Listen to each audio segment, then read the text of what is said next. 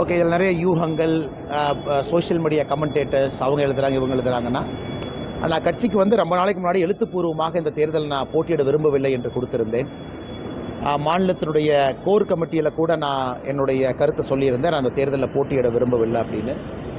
அதே போல் நம்முடைய கோர் கமிட்டியிலிருந்து மேலே போன பட்டியலில் கூட என் பெயர் கிடையாது. அதையும் நான் பியூஷ் கோயல்ஜி அவர்களுக்கும் ஒரு வாரத்துக்கு முன்பே கிட்டத்தட்ட இந்த மாதிரி நான் தேர்தலில் போட்டியிட விரும்பவில்லை என்கின்ற கருத்து தெரிவித்திருந்தேன். அதே போல் பாரதிய ஜனதா கட்சியினுடைய அகில இந்திய பொதுச் செயலாளர் திரு சந்தோஷ்ஜி அவர்களுக்கும் தலைவர் திரு நிதின் நபீன் அவர்களுக்கும் என்னுடைய கருத்தை நான் சொல்லியிருந்தேன். அதனால் கட்சி என்னுடைய கருத்துக்கு மதிப்பளித்து என்னை பிரச்சாரத்துக்கு பயன்படுத்தியிருப்பது எனக்கு மகிழ்ச்சி தான்.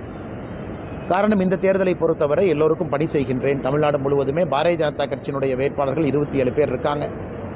அதனால் நம்முடைய தேசிய ஜனநாயக கூட்டணி வேட்பாளர்கள் அனைத்து இந்திய அண்ணா திராவிட முன்னேற்ற கழகம், பாட்டாளி மக்கள் கட்சி, ஏஎம்எம்கே, எல்லா கூட்டணி கட்சி, தமிழ் மாநில காங்கிரஸ் எல்லோருக்கும் நான் பிரச்சாரம் செய்வதற்கு தயாராக இருக்கிறேன். ஏன்னா நேற்று கண்ணூர் கேரளாவில் இருந்தங்கன்னா இன்றைக்கி சென்னையில் இருக்கேன், சாயந்தரம் புதுச்சேரி பிரச்சாரத்தில் இருக்கேன், நாளைக்கு கேரளா மூணாறில் இருக்கேன், நாளான்னைக்கு திரும்ப இங்கே இருக்கேன். ஸோ எனக்கும் 21ஆம் தேதி முடியும் வரை ஒரு ஊர் நானும் சென்று கொண்டிருக்கின்றேன். கட்சியினுடைய வேட்பாளர்களை வெற்றி பெற செய்வது என்னுடைய கடமையாக நான் பார்க்குறேன். அதே நேரத்தில் எப்பொழுதும் நான் ஒரு கேண்டிடேட்டு, இந்த தொகுதி எப்பொழுதும் எந்த லிஸ்ட்டில் எந்த ரேஸ்லையும் நான் இல்லை. ஏன்னா பேப்பரில் நீங்கள் நிறைய எழுதுறதுனால நான் கிளாரிஃபை பண்ணுறேன். எந்த தொகுதியும் நான் கேட்கல, எந்த தொகுதிக்கும் போட்டி போடல. அப்படி அண்ணாமலை இந்த எலெக்ஷனில் நிற்கணும் அப்படின்னா எந்த தொகுதியில் வேணாலும் நிற்கலாங்கண்ணா. நம்ம வந்து ஒரு தொகுதியில் போய் என்னை சுருக்குக்கு நான் பார்க்கல. எல்லா தொகுதிக்குமே வேட்பாளர் இருக்கிறாங்க. உதாரணத்துக்கு கோயம்புத்தூரை பொறுத்தவரை ஒரு சிட்டிங் எம்எல்ஏ எங்கள் வேட்பாளராக இருக்கிறாங்க, அவங்க போட்டியிடுவது தான் முறை. அதே போல் மொடக்குறிச்சி போன்ற இடத்துல நிறைய பேர் வேலை பார்த்துருக்குறாங்க. அதே போல் சவுத் எடுத்துக்கிட்டிங்கன்னா கூட நாகர்கோவிலில் எம்ஆர் காந்தியை திரும்ப போட்டிடுறாங்க. எல்லா இடத்திலும் கூட கட்சிக்கு பணி செய்வதற்கு ஒரு வாய்ப்பு. அதனால் நான் எனி டே, இந்த கடந்த ஒரு மாதம் 45 நாள் எந்த ரேஸில் எந்த தொகுதியில் எதையும் நான் யார்கிட்டையும் கேட்கல, அது கேட்கவும் மாட்டேன். அது என்னுடைய பழக்கமும் கிடையாது. என்னுடைய வேலை ஏப்ரல் 21ஆம் தேதி சாயந்தரம் அந்த பிரச்சார டேட்டு முடியும் வரை பிரச்சாரம் செய்வது என்னுடைய வேலை.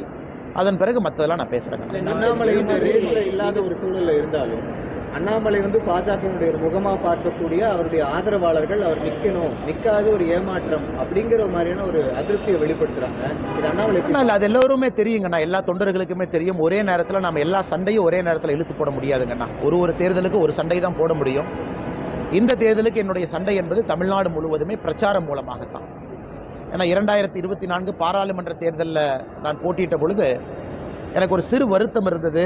நம்மை நம்பி நிறைய வேட்பாளர்களை நம்ம போட்டி போட வச்சோம். உதாரணத்துக்கு அண்ணன் ஓ பன்னீர்செல்வம் அவர்கள் இன்றைக்கி அவர் திராவிட முன்னேற்ற கழகத்தில் இருந்தாலும் கூட பாரதிய ஜனதா கட்சியினுடைய அலுவலகத்துக்கு வந்த பொழுது நான் அண்ணங்கிட்ட ரொம்ப ரெக்வஸ்ட் பண்ணேன், அண்ணா நீங்கள் இந்த எலெக்ஷனில் நிற்கணும் அப்படின்னு. அவரும் அதை ஏற்றுக்கொண்டு சுயேட்சை நின்னாங்கண்ணா. அவருக்கே நம்ம கேம்பெயினிங் அப்படிங்கிறது அரை மணி நேரம் தான் போக முடிஞ்சது. அண்ணன் டிடிவி தினகரன் அவர்களுக்கும் அன்றைக்கி போட்டியாளராக இருந்தாங்க, ஒரு பெரிய தலைவர், அவங்களுக்கும் நம்ம 1 மணி நேரம் தான் போனோம். அன்றைக்கி ஒரு பெரிய மனக்குறை எனக்கு இருந்துச்சு. எத்தனையோ பாரதிய ஜனதா கட்சியினுடைய வேட்பாளர்களுக்கு என்னால் பிரச்சாரம் செய்ய முடியவில்லை. தாமரை 23 இடத்துல இருந்தாங்க. நிறைய பேர்த்த நாம் ரெக்வஸ்ட் பண்ணி நிற்க வச்சோம். ஸோ அந்த மனக்குறை இந்த தேர்தலில் 2026 சட்டமன்ற தேர்தலில் தீர்க்க முடியும் என்கின்ற நம்பிக்கை. காலம் இருக்கிறது, காட்சிகள் மாறத்தான் போகுது, நிறைய தேர்தல் வரத்தான் போகுது. அன்னைக்கு நம்ம போட்டி போட்டுக்கலாம். அதனால் நம்மோடு அன்போடு இருக்கக்கூடிய மக்கள் எப்பொழுதும் அன்போடு தான் இருப்பாங்க.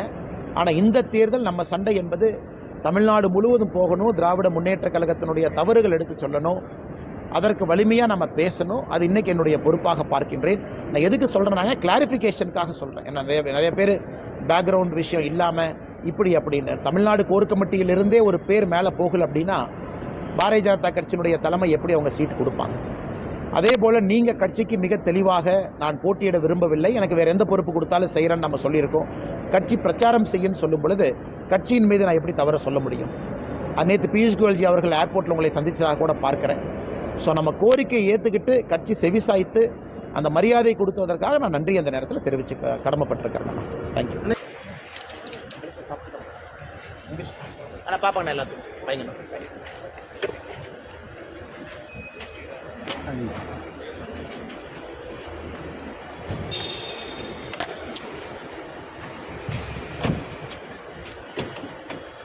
பயங்கண்ணா.